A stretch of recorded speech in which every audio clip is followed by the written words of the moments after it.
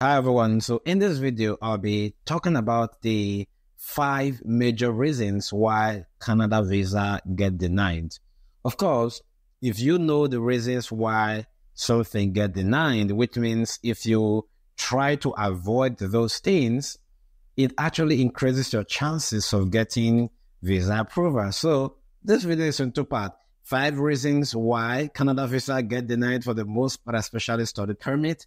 And secondly, the 5 major things that you can do to increase your chances of getting your study permit approval. Now, you must have gone through a lot of stress trying to find schools. Now you've gotten admission, and if you're applying for colleges, probably you've already gotten attestation letter, or you're waiting for your attestation letter, and you're kind of trying to learn about the whole study permit application process. So the last thing you want to do is to just apply without doing all of the necessary research and all that. So I assure you, if you watch this video till the very end, you will definitely learn 1 or 2 things that will help you in your study permit application process. My name is Peter. Especially if you're watching this video for the first time in this channel, I talk about everything Canada application, visa, admission, searching for schools, cheap colleges, and everything that's to do with study in Canada. So if there's more of the things that are interested, make sure you click on the subscribe button as we dive into the 5 reasons why study permit get denied. The first reason is going to be answering questions wrongly. Now, I've seen some refusal notes, and the reason the vice versa states is that you have not answered some questions truthfully, okay? And as such, we are not really trusting a lot of things that you're doing. Again, we don't really trust it, right? And sometimes that's very difficult to tell because you don't actually know where you've actually answered something wrongly. Let's say, for example, you maybe in the family information form, right? And you're filling, do you have siblings in Canada? And you click on no. And maybe somewhere you are having a letter of sponsorship from someone, from your brother that is in Canada. So that's already a problem, right? So maybe they've asked you, which was a current country of your residence and which country have you traveled to, right? They may have the records, especially for UK and the United States. So if you don't put those information, then it's going to be a problem. And one of those things can also be visa deniers. Let's say you've applied for a study permit or for visiting visa in the United States some years ago, and you were denied. Now you're filling your study permit application for Canada. You don't have to state that in your letter of explanation, but if you're using the old portal, there will be a place they will ask you in the form INM129E. They're going to ask you, have you been previously rejected, denied entry into any country, not just Canada? You're going to say yes. And even though it's Canada, if you've been denied Canada visa study permit before, you must state that in that form. If not, they have all the information. It might just be a red flag. And then when you're filling the questionnaire, make sure you go over it again and again and again to make sure that there is nothing that is conflicting, to what you're submitting in your application. So which means the way to get approval first is that make sure every information that you're filling is correct, and vet the information again and again and again and again and again. And another thing I tell people, especially that employment part in your study permit application, be very careful what you fill there, because when you are doing your express entry, I can't really tell if, when you're filling express entry, they will ask you to fill your information for your previous employment and all that, current employment and all of those things.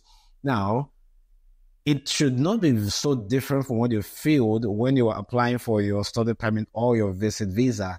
Like I said, I can't really tell if they go back to check exactly what you feel, but think about, if I'm filling this now, is going to be the same thing I'm going to be talking about when I am going to be doing my express entry later in the future. The second reason why study permit get denied is based on the purpose of visit. And the first time I heard this, I was like thinking, I am coming to study in Canada. Now, you're denying my visa because of purpose of visit. Doesn't mean you don't really trust that I am coming to study. I'm not coming to visit, man. I'm coming to study. So that is not actually what it means. Of course, they know you're already coming to study. Purpose of study can mean a whole lot of different things. Now, one of the things that it may mean is that the course that you are planning to come to study in Canada does not match with your profile, okay? Doesn't match. It has nothing to do with what you're currently doing. And I've explained this a couple of times in my previous videos that if you just graduated, yeah, it's fine to apply for something that relates to what you just studied.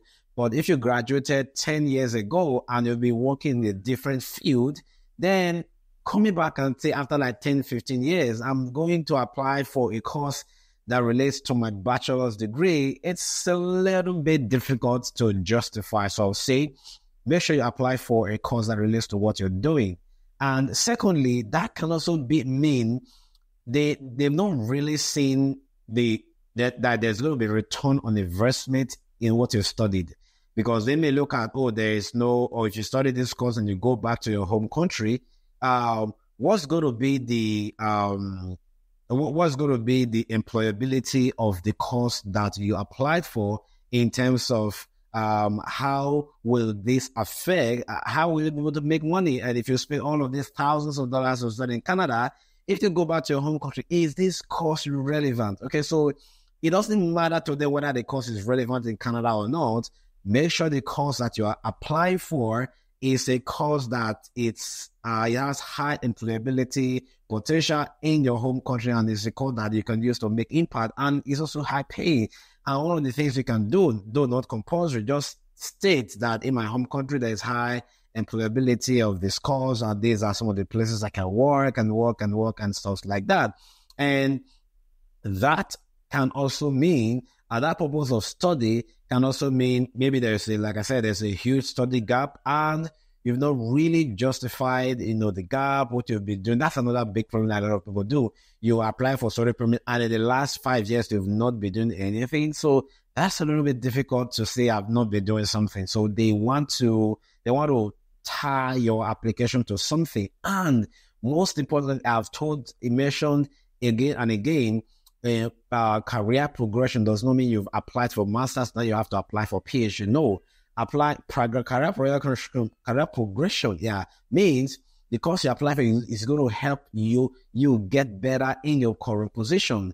Let's say you already have a master's, now you are in electrical engineering, now you've been doing business for about 3 years, now you want to go do a course in business management. Even though it's a diploma program, it doesn't really matter to the visa officers, okay? Now, career progression may be you already have a master's in electrical engineering. Now you are going to apply for a diploma in electrical engineering, electrical technician, whatever. There is no career progression because whatever you had is previously is bigger than what you're planning to do in Canada. That's the second big umbrella. And another thing is, you have not really justified to them your post-graduation plans, okay? It's very important. I would say focus on about 2 paragraphs on this, okay? What is your post-graduation plans? What do you want to do with your course? Mention it, outline them. And then another part is going to be, what is the gap, okay? That's another thing I tell people. Now, if you think about what you're currently doing, think about what is the gap in what I'm currently doing and what necessitates me to get this degree. Might talk about the challenges that you're facing. Let's say you're working as an assistant manager, supervisor, and you can talk about maybe you are going for a course in management. You can talk about the deficiencies that you've had in management as a supervisor, as an assistant manager, as a manager, that necessitates you to get this degree that will enhance you to become an effective manager. So, you can reason that to any kind of program that you're doing. Another thing you can mention is maybe talk about some of the courses that you'll be doing in the program and how your past experience prepare you for those jobs and for those courses. And It's convincing because you can tell, you're telling the visa officer that I'm not going to be struggling while doing that course. The third thing is going to be insufficient funds. If you're following it, you know that I talk about this again and again and again and again because these are the most important parts of your visa application. Proof of funds. Now, insufficient funds does not mean the money is not enough for the most part because you should have calculated the amount that you need. Okay, so see cases people ask, oh, my visa application was denied based on insufficient funds. Do I not need to add more money to my application? Not necessarily. One of the things I would advise, if you have a lot of time before you apply for the next visa, try to apply for a GCMS note. It is very powerful. It may take 3 weeks, 1 month or less for it to come, but it gives you a better understanding. And over the years, I've seen a couple of notes online, and it's very common the reasons that they are giving. I'm going to just try to list a few of them. It's not comprehensive. I've done a couple of other videos that explicitly talks about proof of funds. Number one is going to be and the biggest of all is going to be justification.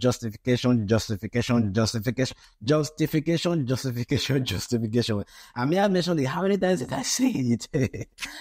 Probably more than 5, 6, 7 times. I can even say that 100 times. Justification of the source of funds. They're just going to say the source of funds are poorly documented. You've not convinced them where you got that money from. Let me give you an example. You showed a bank statement and the opening balance. I'm just going to use an equivalent of Canadian dollars because I know I don't want to use a local currency because I know people are watching this from different countries, from different continents. I don't know if people are watching from other planets, but I'm just joking. And it's only Earth that people are watching from. Now, let's say you plan to show 50,000 Canadian dollars at the end of your application. Your opening balance is 45,000 Canadian dollars.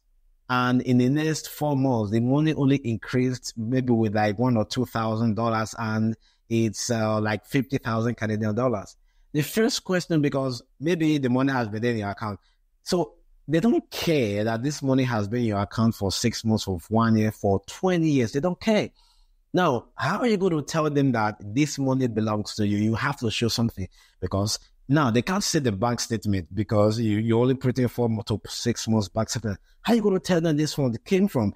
Where these funds came from? Now, if you are earning a salary and let's say your salary is an equivalent of $1,000 in a month, okay, and you're seeing that you have a savings of 45,000 Canadian dollars. Now, let me just say 1,000 Canadian dollars equivalent, okay, equivalent per year, just using per year.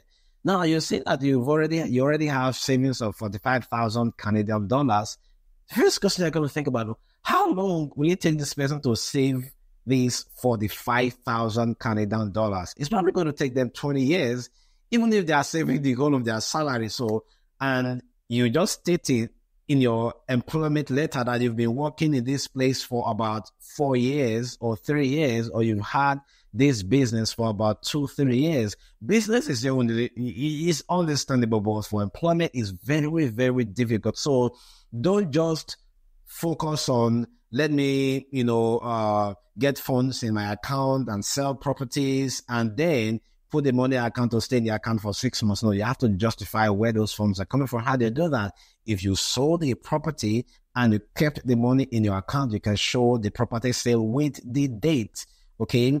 I mean, I will recommend try to avoid really huge opening balance because it's just a lot of hassle to try to justify that. But if you already have it, there is really nothing that you can do. And sometimes people really have good savings for a long time, provided you can show like maybe pay stubs for like 6 months ago, 1 year ago. If you are doing business or business invoices, contracts for 6 months ago, 1 year ago, to show that I've been making money for a long time, and this is kind of how I end up saving my money. That's fine. And another thing you want to do is, if your bank statement is not too much, you can actually print a 1 year bank statement if you want to. If your bank statement doesn't run that much, okay. Especially if you have a domiciliary account and you just, add money here and there, try to print a longer bank statement, so that you can show where the funds are coming from, okay? Justification is very important. But another one is going to be proof of relationship. I've mentioned this again and again. If you don't just say this person is my uncle and do an affidavit, anybody can do that. Anybody can say I'm this person's uncle or aunt. So how are you going to prove that? And I've always, mentioned one of the best ways we can prove that. If it's from your mother or your father's side, show their birth certificate, your father's or your mom's birth certificate, and your uncle or aunt's birth certificate to show that they have the same parent. If they don't have birth certificate, you can do an attestation of birth and make sure that they are, the father and the mother's name, they are mentioned there. If it's a distant uncle or aunt, well, sometimes it's very difficult to justify that to IRCC because, the closer the person is to you, then the tendency for the person not to default when they say they are going to support you. That's why if it's a distant relation, friend, or other things, they may say, well, we're not really sure that you have access to this phone. And so you are denying your funds, we are denying application based on insufficient funds. So try to justify relationship, very important. You can then affidavit, but birth certificates, attestation of birth and other things, pictures, they are also very important. Lump sum, if there is any lump sum in your application that has not been explained, problematic. Just, it might be 1 or 2 lines in your letter of explanation, you can actually explain that. And then if your opening balances are low, let's say you're showing 45,000 Canadian dollars, and then maybe in the first 2 months, you're having like $500 opening balance, $1,000 is really low, okay? Because they will be kind of thinking, how did this person get to increase all of this from all of this period? So one of the things I would advise you to do, if you can wait more, just to make sure that you have a very good bank statement to show with the funds that are accessible inside, then that is amazing. Another thing is going to be inconsistency in your account. I've talked about this again and again and again. They don't like it when your account balance fluctuates too much, up and down, going up and down, up and down, up and down. Is $10,000 today, moves down to $2,000, move on to $500, now it moves to $50,000, back to $10,000, back to $5,000, back to $20,000. They don't really like that variation that much. So when you're planning today's journey, make sure you look critically into your account. And another thing is, if you provide documents that are not blurry, that are not credible, like blurry documents and all that, it can also be a problem, okay? If your brother is supporting you, make sure you write the support letter. It's very important. And if you want to do a gift deed and other things like that, I'll talk about it in the later part of the video. That's going to be it. So if you want more information about proof of funds, make sure you watch some other videos about proof of funds. I'll try to link some of the links from some of the videos in the comment section. The fourth reason, major reason, I'm just talking about umbrella big things now, is going to be inappropriate arrangement of your documents. Now, there is really no specific reason that I'm denying your study permit based on inappropriate, arrangement of documents. No, but if you don't arrange your documents well, one of the situations you may have is that, they may miss a few documents, because I've seen cases where they mentioned somebody's funds is not enough because the person only showed this and that. But there were 1 or 2 other documents with a lot of funds that the person did not, they did not say the documents based on the way they arranged it. Now, in terms of arranging your documents for your application, 3 major parts. Okay, there's going to be place for personal upload, personal document upload. This is just going to be a single document upload. Then there's going to be a place where you merge documents together into one PDF, because you cannot upload more than 1 document in 1 slot. For example, under the client information, if you just upload your letter of explanation, then you have no other slot to upload any other supporting document. So every document that you have, one of the things you can do, if you can convert all of them into PDF and then merge them together into one PDF. Another thing you can do is you can put the documents in Microsoft Word, just arrange them, and then convert that Microsoft Word into PDF, if you want. That's especially for the client information and all that, that's going to be most appropriate. Now, document that's going to be personal upload, your passport, international passport, and maybe sometimes they will say if they have visas and all that they just also include it in that travel document. and a digital photo on a white background. This is only for those that are using the new portal. If you don't upfront, medicals also going to be uploaded alone, and then your acceptance letter is going to be uploaded alone. Proof of co-op. If your program involves co-op, sometimes you can just find the part of your admission letter that kind of tick that you're going for co-op. You can upload that.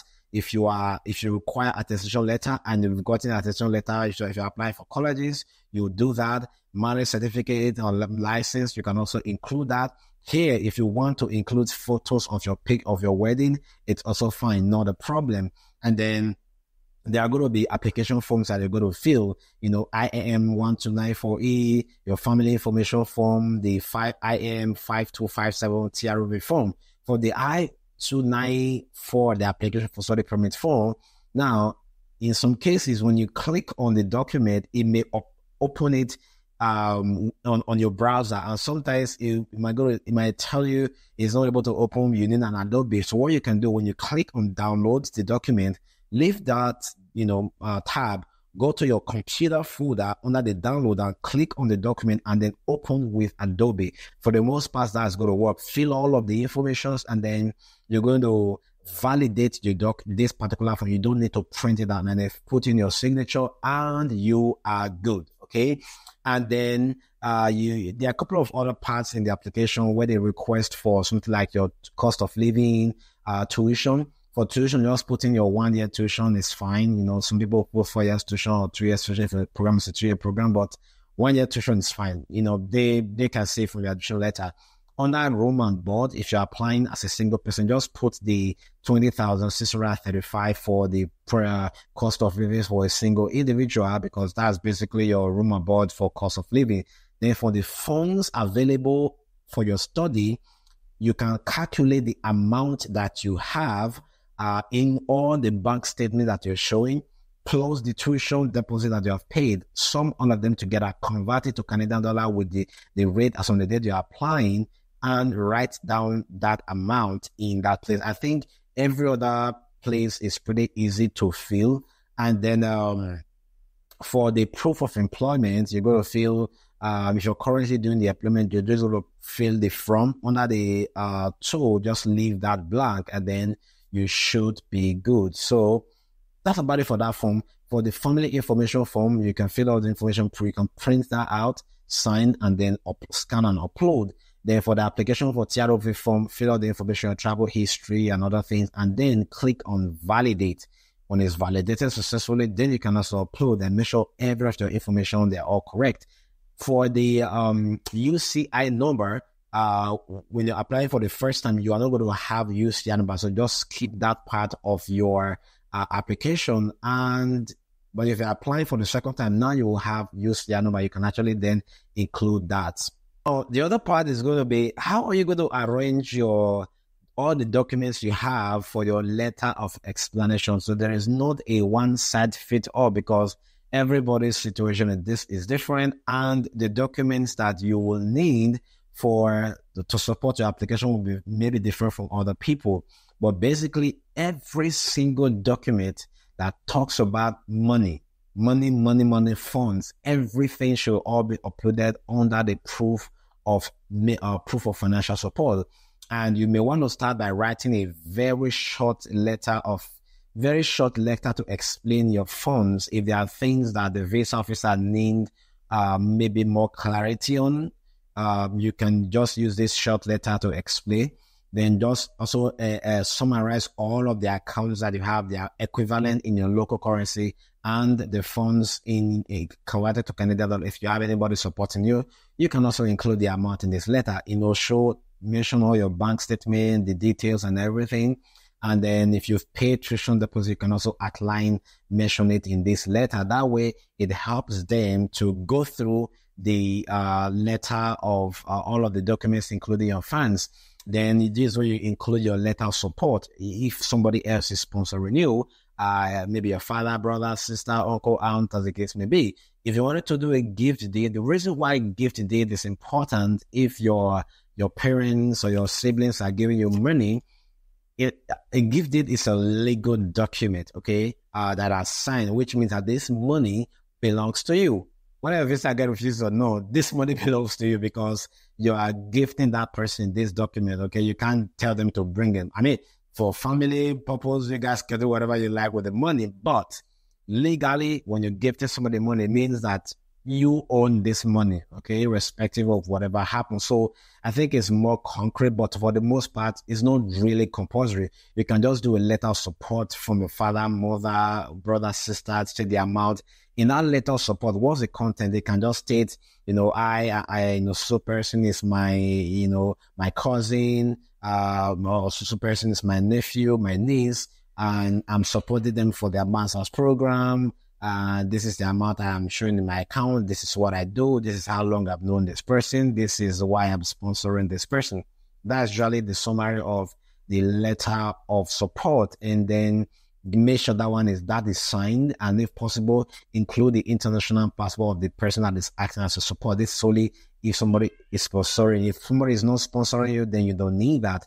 And then proof of relationship is very important. I've talked about that in the proof of funds. Make sure you include that as well. Bank statement, okay? Make sure you include bank statement and make sure it's clear. It should not be a business account. It's best for you to use a personal account. And then you can include your letter of employment, or if it's been long since you got employed, you can get an introduction letter from the company to say that you're currently working there. If you own a company, you can also have an introduction letter to introduce you as the CEO of the company, right? This way you also have your pay stubs, all your invoices and receipts and contracts from the business and pictures, just to show that the business actually make money, right? All the company registration, if you have tax clearance certificate, is good to attach, although not important. And then if you sold properties as part of your funds, you have to show two things: the document that you use to purchase the land and the document that you're using to sell the land. All of these have to be included. And then any other document that relates to your finances, right? They help the visa officer to understand the source and the justification of the funds. They should all be included here. Now, the last part is going to be the client information. In the old portal, the GCK is called client information, and in the new portal, it's called, I think, additional information. Now, what are some of the things that you can include? A letter of explanation is very important. The first part, okay, and then you can include your education credentials, your bachelor's degree certificate, your high school if you want, your transcripts. You can include that, your CV if you want to, but not compulsory. Your police report if you have them. Any other additional pictures that you haven't included. If you have landed properties, but if these are properties that you are using to show home ties, it's also good.